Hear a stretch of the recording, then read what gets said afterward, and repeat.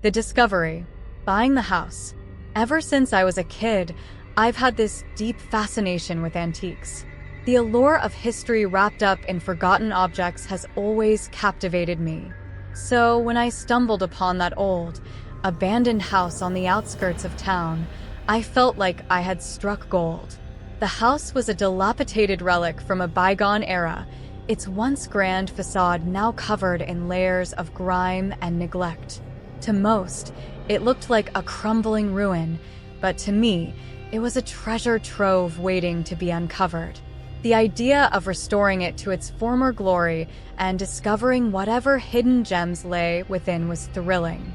I bought the house on a whim, driven by my passion for antiquities and the promise of adventure. As I signed the paperwork and received the keys, I could hardly contain my excitement. This was going to be a project like no other, and I was eager to get started. Exploring the basement. The first day in the house, I decided to tackle the basement. It was dark, damp, and filled with the musty smell of decay, but I was undeterred. I moved old crates and swept away cobwebs, eager to see what lay hidden in the bowels of the house. As I shifted a particularly heavy stack of dusty boxes, I noticed something odd. A small, almost imperceptible door nestled between two crumbling brick walls. Curiosity piqued. I cleared away the debris and managed to pry the door open. It creaked loudly, and a cold draft met my face as I peered into the darkness beyond. My flashlight revealed a narrow staircase descending into a shadowy void. My heart raced with anticipation as I carefully made my way down the stairs. The doll. The hidden room was unlike anything I had ever seen.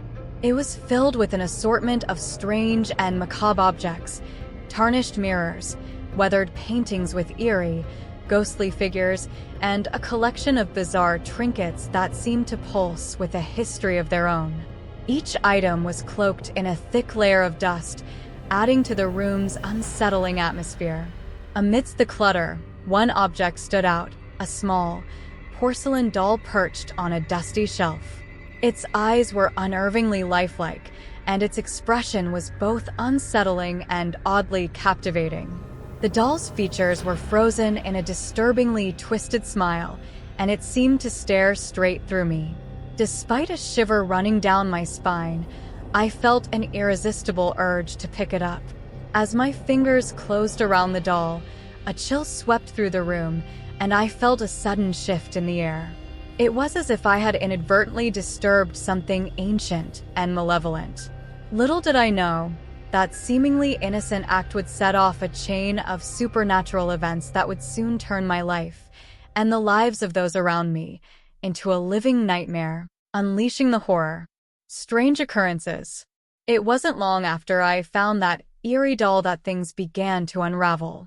At first, the disturbances were subtle.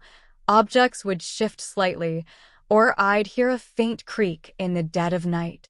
I chalked it up to the old house settling or my imagination playing tricks on me. But as days passed, the phenomena grew more pronounced and impossible to ignore.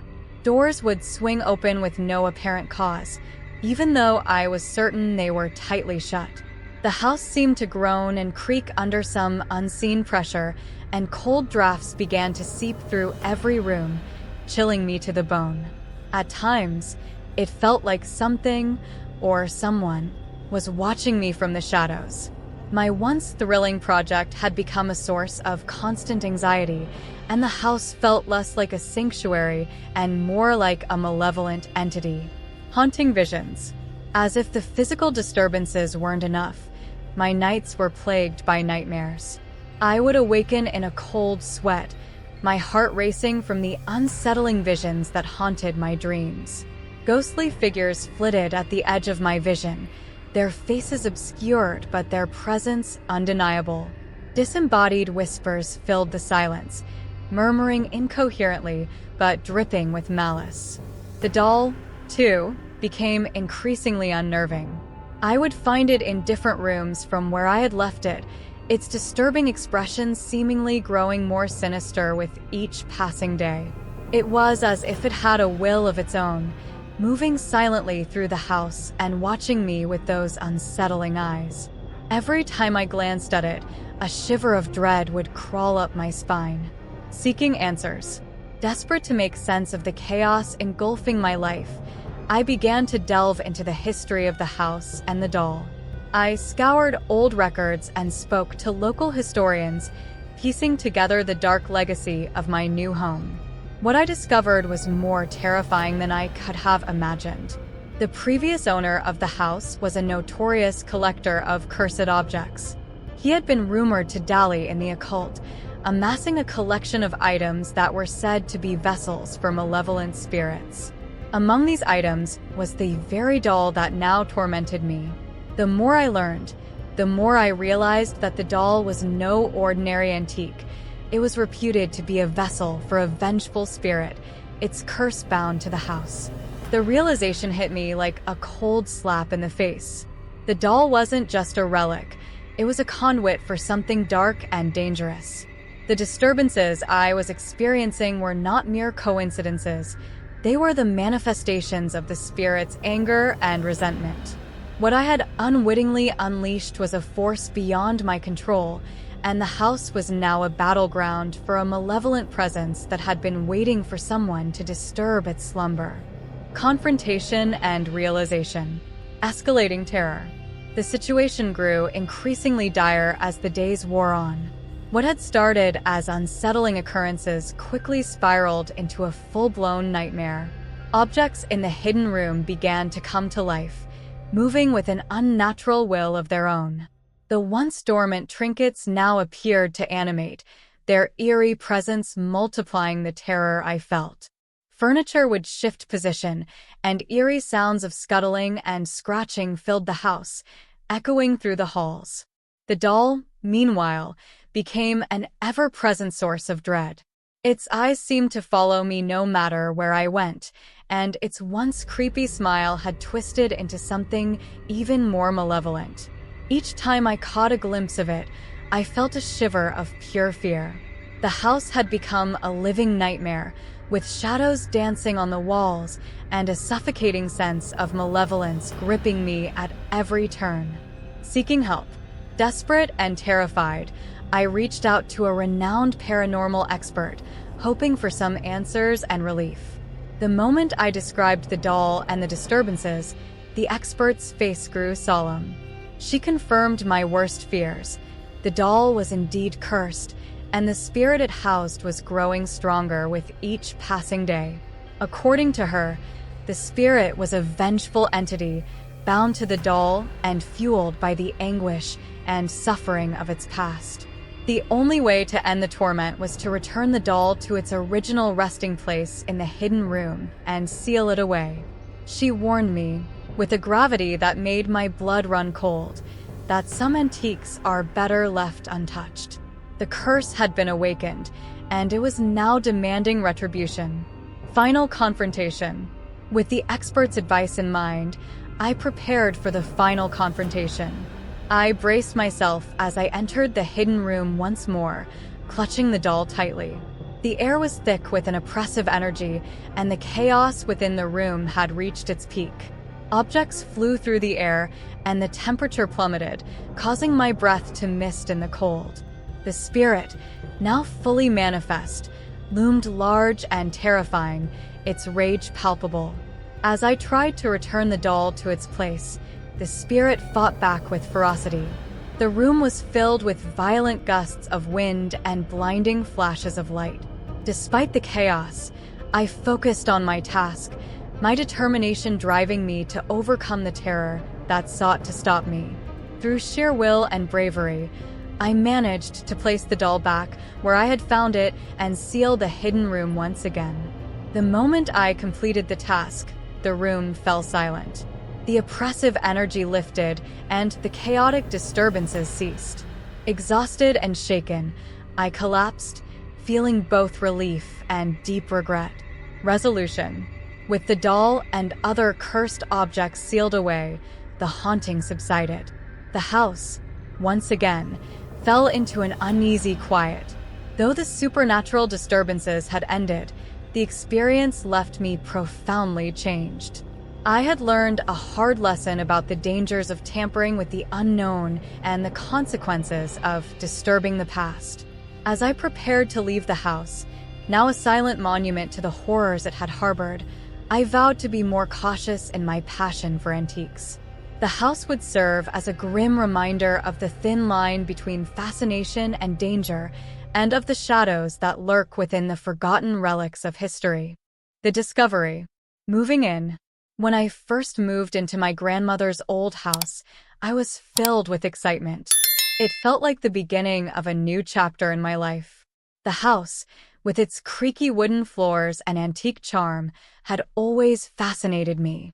It was old and full of history, but it exuded a warmth and welcome that made me feel instantly at home.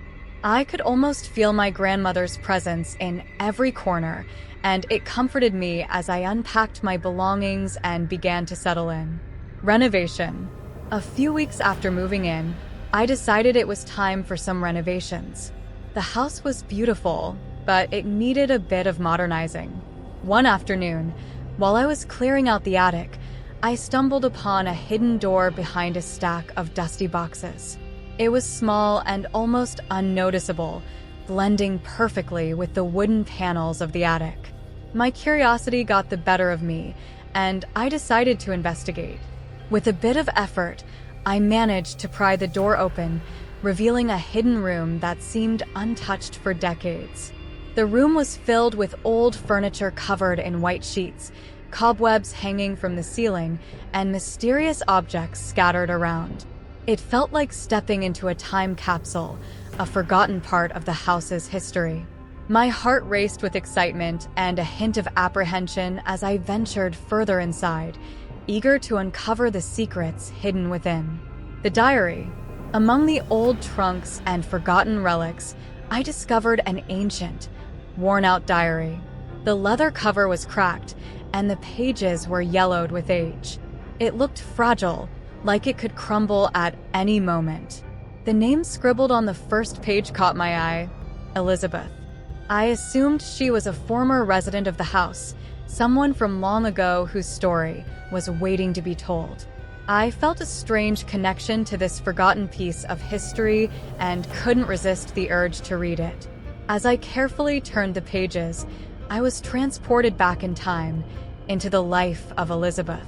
Little did I know that this simple act of curiosity would unravel dark secrets and set in motion events that would change my life forever. The air in the room seemed to grow colder as I read, and an eerie silence settled around me. I was unaware of the dark and disturbing truths that lay hidden in those pages, waiting to be discovered. Unveiling dark secrets. Reading the diary. As I delved deeper into Elizabeth's diary, I began to uncover the tragic events that had unfolded decades ago.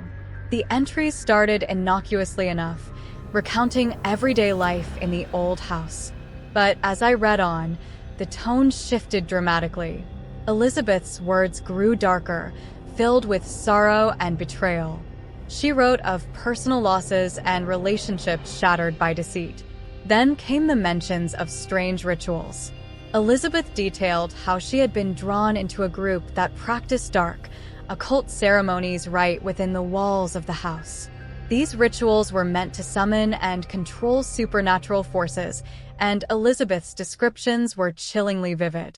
She wrote of eerie chants, sinister symbols, and the sense of something watching from the shadows.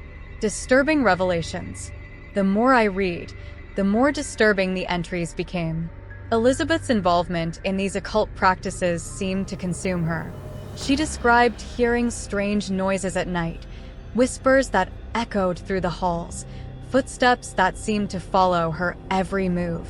She saw apparitions, ghostly figures that would appear suddenly and vanish just as quickly.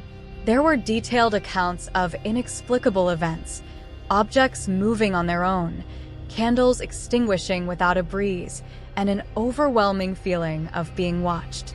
The diary painted a picture of a house with a sinister past, a place where dark forces had been unleashed and could not be contained. Elizabeth's growing paranoia and fear were palpable through her words, and I could feel a cold dread settling over me as I read on. Manifestations. As I uncovered these dark secrets, I began to experience eerie occurrences myself. It started subtly. I would hear faint whispers in the dead of night, words I couldn't quite make out. Shadows seemed to dance at the edges of my vision, only to disappear when I turned to look directly at them. The once comforting house now felt oppressive and filled with an unseen menace. The sense of dread became overwhelming. I felt an inexplicable heaviness in the air, as if the very walls of the house were closing in on me. My sleep was plagued by nightmares, vivid and terrifying, leaving me exhausted and anxious. During the day, I would find objects out of place, doors that I was sure I had closed left ajar. It was as if Elizabeth's experiences were coming to life around me, the dark forces she had written about now haunting me. The diary's secrets had been buried for a reason, and by uncovering them, I had invited something malevolent into my life. My excitement and curiosity had turned into a deep, gnawing regret, and I couldn't shake the feeling that something terrible was about to happen. Regret and terror. Escalation. The supernatural events began to escalate, each day bringing new terror. Objects started to move on their own. Books would fly off the shelves, pictures would fall from the walls, and chairs would slide across the floor. Doors that I knew I had locked would swing open with a loud bang, making my heart leap into my throat. The once comforting house had become a prison, filled with unseen malevolent forces. I could feel a sinister presence watching me at all times, its eyes boring into my back, its malevolent intentions clear. Seeking help. Desperation drove me to seek help. I reached out to a local historian, hoping to learn more about the house's dark past. He revealed that the house had a notorious history, known to the locals for its haunted reputation. He spoke of previous owners who had fled in fear and the tragic events that had taken place within its walls. Still seeking answers, I consulted a paranormal investigator. He conducted a thorough investigation and confirmed my worst fears. The house was indeed plagued by restless spirits, and the diary had acted as a catalyst, awakening them. He warned me of the dire consequences of disturbing such powerful forces, urging me to find a way to appease them before it was too late. The final confrontation. In a climactic and terrifying encounter, the dark forces made their presence known in the most horrifying way. It was a stormy night, the wind howling outside, and the house seemed to come alive with a malevolent energy. Objects flew around the room, and an icy chill enveloped me. Shadows twisted and turned, forming grotesque shapes that loomed over me. Whispers turned into deafening roars, filling my ears with their sinister intent. I realized that some stories are better left untold. With a mixture of fear and determination, I decided to confront the restless spirits. I gathered the diary and returned to the hidden room in the attic, hoping to find a way to put the spirits to rest. As I entered the room, the air grew colder, and I could feel the presence of Elizabeth and the other spirits. I spoke aloud, apologizing for disturbing their peace and expressing my deep regret. I placed the diary back where I had found it, hoping that this gesture would appease the spirits and bring an end to the haunting. Resolution. The haunting gradually subsided, the house slowly returning to its former state of eerie silence. However, the psychological scars remained. I was left with a deep sense of regret for having unearthed the secrets of the diary.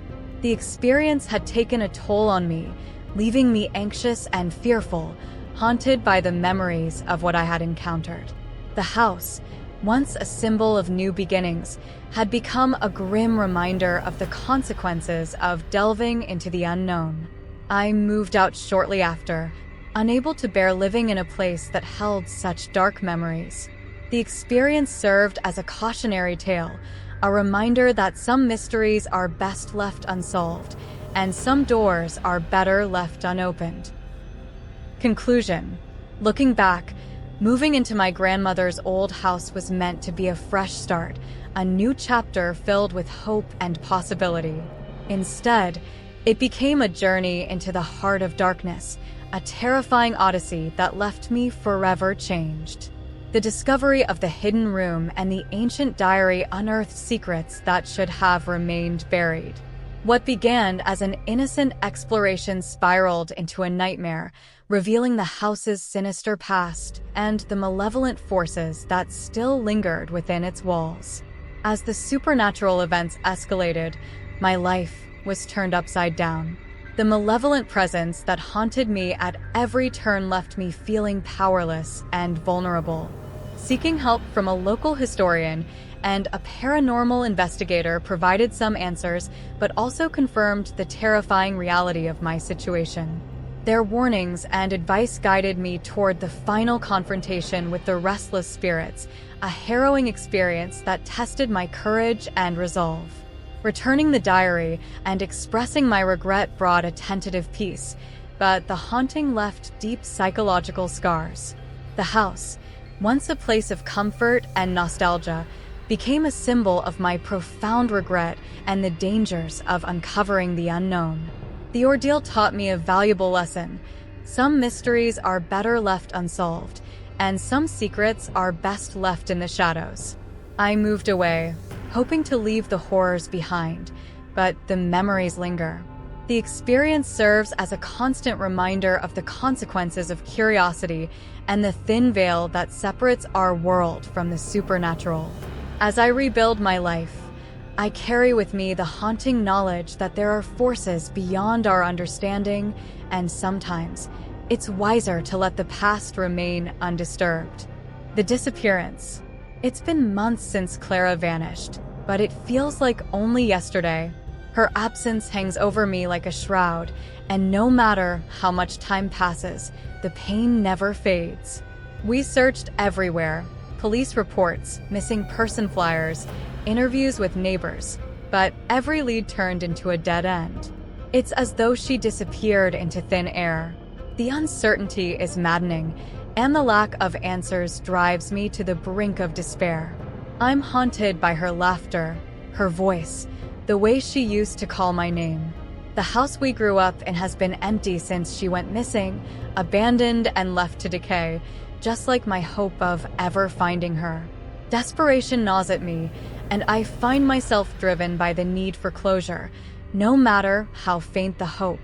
I've decided to return to the old family home, hoping that maybe, just maybe, I might find something that will give me a clue about what happened to Clara. Returning to the house. As I pull up to the house, it looks more like a crumbling relic than the vibrant home of my childhood. The once familiar facade is now peeling and faded, and the yard is overgrown with weeds that seem to mirror the encroaching despair I feel. The sight of it stirs a complex mix of nostalgia and dread within me. This was where we played, laughed, and lived, and now it feels like a ghost of what it used to be.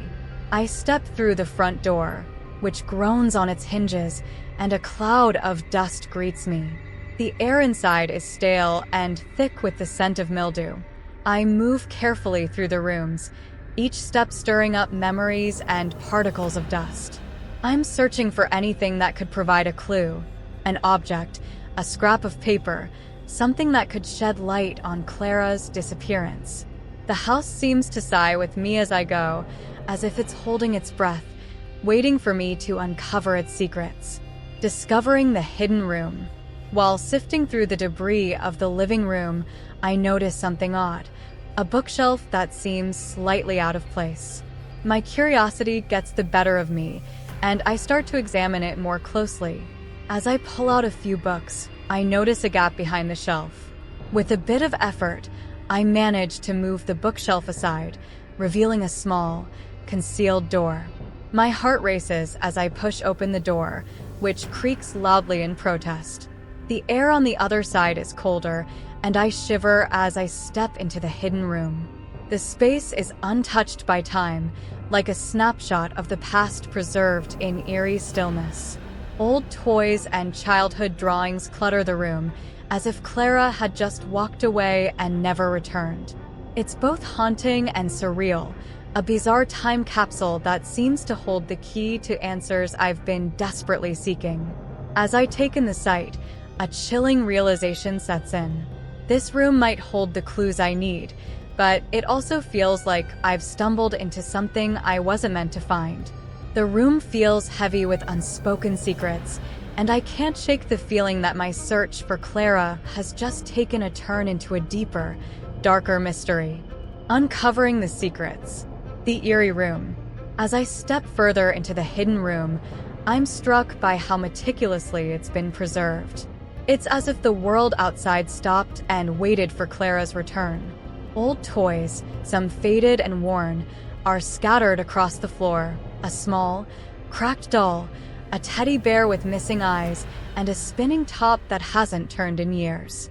On the walls, I see drawings in bright crayon colors, simple, joyful scenes of families and sunshine. But among these innocent depictions, there are disturbing elements, dark figures lurking in the corners of the drawings, eyes that seem to follow me, and a sense of foreboding that overshadows the apparent innocence. The toys seem to whisper of a time long past, and a chill runs down my spine as I realize that Clara might have spent her last moments here, in this very room.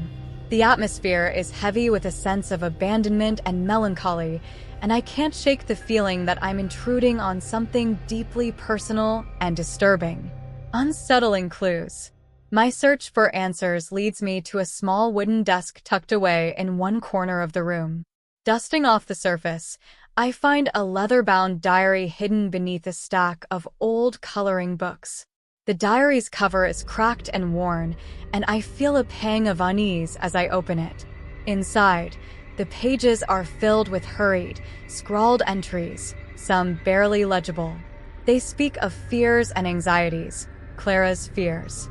The entries grow increasingly erratic and disjointed, with strange symbols scribbled in the margins. One entry stands out. They're coming for me. The shadows want me to join them. They said I'd be safe if I stayed here. I shudder as I read it, feeling a growing sense of dread.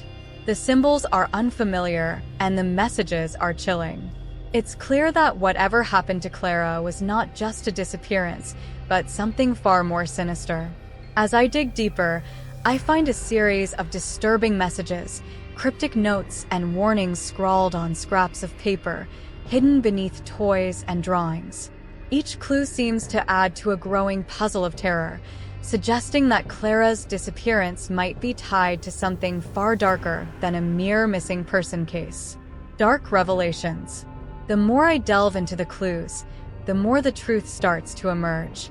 The diary and the scattered notes reveal a horrifying history of the house, a past filled with malevolent forces and tragic events that had been concealed for years. I learn about previous occupants who practiced dark rituals and summoning, their experiments leaving a scar on the very fabric of the house. One particularly chilling revelation is that the symbols in the diary match those found in old newspaper articles about a series of mysterious disappearances and unexplained phenomena connected to the house. It becomes clear that Clara's disappearance is part of a larger, more disturbing pattern, one that involves the house itself and the malevolent forces it harbors. The realization hits me like a punch to the gut. Clara didn't just vanish. She became part of something far more sinister. The secrets I'm uncovering suggest that her fate is intertwined with a malevolent force that has been lying dormant, waiting for the right moment to emerge. My search for Clara has unearthed a darkness that was better left buried, and now I'm left to confront the terrifying truth of what happened in this cursed place. The confrontation. Escalating horror. As I delve deeper into the hidden room's mysteries, the atmosphere in the house grows increasingly sinister. At first, it's subtle, a chill in the air, the occasional flicker of a light. But soon, the disturbances become impossible to ignore. Whispers echo through the walls, disembodied voices murmuring in a language I can't understand. Shadows dance at the edge of my vision, moving with a malevolent intent that chills me to the bone. The feeling of dread intensifies, pressing down on me like a physical weight. Doors slam shut on their own, and I find objects out of place, as if the house itself is trying to keep me from uncovering its secrets. At night, the sounds of scratching and shuffling echo through the darkened rooms, and the once familiar house now feels like a living nightmare. Every corner hides a dark presence. Every creak in the floorboards seems to whisper threats. Seeking help. Desperation drives me to seek help, and I contact a local paranormal investigator. The moment they step into the house, their expression confirms my worst fears. They begin to set up their equipment, EMF detectors, spirit boxes, and cameras, quickly confirming that the house is indeed haunted by dark forces. The investigator's voice trembles as they explain that the malevolent energy here is unlike anything they've encountered before. They tell me that Clara's disappearance may be linked to a ritualistic presence that still lingers in the house. The dark forces that have been awakened are ancient and malevolent, feeding off fear and chaos. The investigators' warnings only add to my growing sense of terror, as they urge me to leave the house immediately before the forces can grow stronger. Final confrontation. Determined to uncover the truth and save Clara, I choose to confront the malevolent entities head-on. Armed with the knowledge from the investigator and the clues I've uncovered, I prepare for the final confrontation. The house feels like it's pulsing with dark energy, and every step I take feels like it's drawing me closer to the heart of the terror. The final showdown is nothing short of a nightmare. The malevolent forces that have been awakened manifest in a terrifying display of darkness and rage. The room where Clara's belongings are stored becomes a battleground of supernatural forces. Shadows writhe and contort, and a deafening cacophony of whispers fills the air. I fight to piece together the final clues and use the rituals I've learned to combat the malevolent spirits. The struggle pushes me to the brink of my sanity. I can barely distinguish reality from nightmare, and the overwhelming presence of the dark forces threatens to consume me.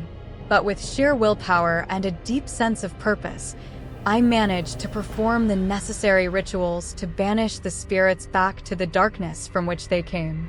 Regret and realization. With the malevolent forces temporarily subdued, I seal the hidden room and secure the house, hoping to contain the darkness within. The immediate threat has been addressed, but the experience leaves me profoundly shaken. The psychological scars from confronting such unimaginable horror are deep, and the weight of what I've uncovered feels unbearable. I realize that some truths are best left buried. My search for Clara has led me to open a door to horrors that should have remained locked away. The house, now eerily silent, stands as a grim reminder of the dangers of delving too deep into the unknown. I leave, knowing that while I may have solved part of the mystery, I've also learned that some secrets are too dangerous to unearth. The shadows of the past linger, and the house will forever be a reminder of the darkness that lies just beneath the surface.